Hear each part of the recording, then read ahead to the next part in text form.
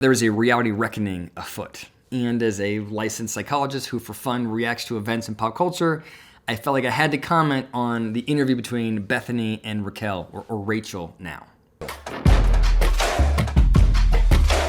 So what I would say is I thought the first episode was really interesting, and then for me it got less interesting and more agenda driven. So in the first episode, Raquel or Rachel comes in and she's talking about kind of her experience in the Meadows, and Bethenny is being sort of, I would argue, over the top, empathetic and supportive and trying to get Raquel to own her feelings and really making an effort to normalize Rachel's experience. I thought that Rachel's description of how she felt in the reunion seemed reasonable. I thought when I watched the reunion that it was a disaster for her. I assumed that she experienced an incredible amount of distress. I wanted her to run to some kind of clinical treatment, and it sounds like she did that. What bothers me about it is less about Rachel and more about celebrities in general, which is to say that they frequently have traumatic experiences and then rapidly overcome them as a consequence of insight. I was this way, I had this horrible thing happen to me, and then I figured it out, and now I'm better. When Rachel was talking about her experience in the Meadows, a lot about her sort of sense of self-awareness. Why did I engage in this affair? What made me be attracted to Tom? Why would it right? And she's saying, I'm so happy I learned these things because now I can avoid it in the future. What I would say is that's halfway right. That's it. You do want to gain insight, but I will tell you in therapy, insight is way overrated. Therapy and treatment like she needs is much more about her processing her emotions, her feeling the pain, her working through the pain. And that is a long process. Her just figuring out, the reason why I was attracted to Tom is because I didn't have a strong sense of self, gets her about 5% of the way there. The other 95% is her finding that sense of self. And the way she was talking about it with Bethenny felt a little bit like, I was at the Meadows for 90 days and then I found resolution, thank goodness, and I'm now ready to start my own podcast and tell my own story and write, it's a new chapter. And Bethenny, for her part, was, I thought, very deliberate about saying, yes, Raquel, you can change the chapter. So I thought that was really the most interesting piece of the first episode. Then you move to episodes 2 and episodes 3, and I thought that it was much more driven by Bethenny in a more negative way. It seemed clear to me, like I knew that Bethenny was part of this reality reckoning, but I didn't realize that she was leading the charge the way that apparently she is, because it felt like every question that she gave Rachel was a leading question. So it was like, instead of saying, what was it like when you were on the set under all that pressure, she was saying, let me read to you all the horrible things that people said to you, when you slept with their boyfriend of 9 years. And then she goes, those sound like horrible abusive things, right? She's naming Bethenny saying, I talked to my therapist and he says these are abusive.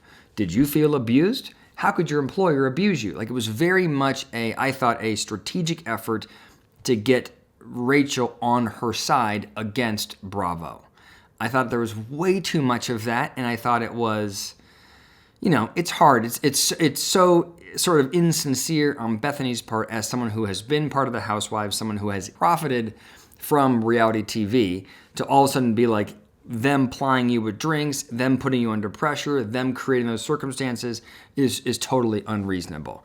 So it's like it just felt like the last 2 episodes were really her pushing this narrative and Rachel saying, yeah, that was horrible. Yeah, that was horrible. They did the same thing when they're talking about, Andy thought that you were going to go, run for the hills, because in some interview, Andy said something about, he couldn't believe that she could take it like that, and he thought that she would leave forever.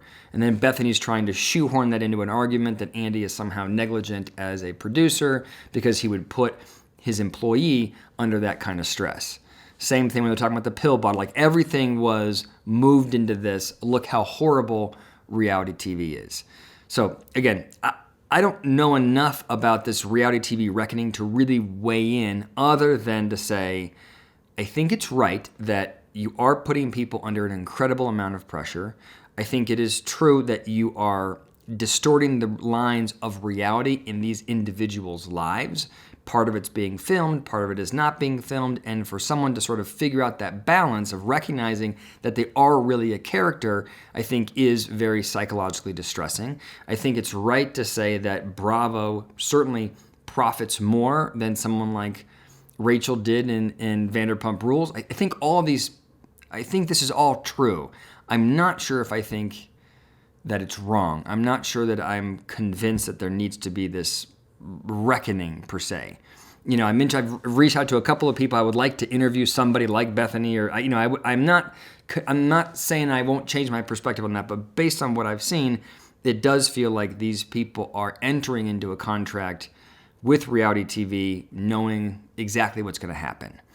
The challenge is that the type of person that wants to be on reality TV is not always operating from a place of stability. So in the case of Raquel or Rachel, I don't know that she was really on solid footing when she joined Vanderpump Rules. Okay, before you go, there are a couple of things that were discussed that I think are so ridiculous, I just have to complain about them. The first is the way that Raquel is talking about James and Graham, this dog. First of all, it feels a little bit over the top to me, sort of the investment in this animal, but I know some people are dog lovers and they get whatever. But the idea that James is some horrific dog owner, and because he played with Graham in some way, that he taught the dog to bite his hands really hard, and now he has created this new, the new version of Cujo, I think is ridiculous. James is not a horrific dog owner, and he didn't teach Graham how to bite really, really hard or whatever she said. It's just like every once in a while you just see like the drama come out and you're like, give me a break. And that was a give me a break moment for me. The second was Bethenny. I thought it was ridiculous how Bethenny was trying to normalize or sort of minimize the significance of Raquel's behavior as it relates to the affair with Tom. She was normalizing it by saying everybody else on the cast has had affairs. Bravo makes more money when you have an affair, so you've done a good job if you've had the affair, and so maybe you were pushed to do it, or it was okay because of that, and she was saying, now you are accountable for it, but it's, really is it that big of a deal? And it felt like this shift where she's trying to support Raquel in such a way that she is, I think, sort of compromising her real views about what happened. Objectively, just watching the behavior of both Raquel and Tom, the behavior is abhorrent. And I think it's okay for someone to say the behavior is abhorrent, and feeling shame about that is reasonable. It's not Andy's fault. It's not Bravo's fault. It's not alcohol's fault.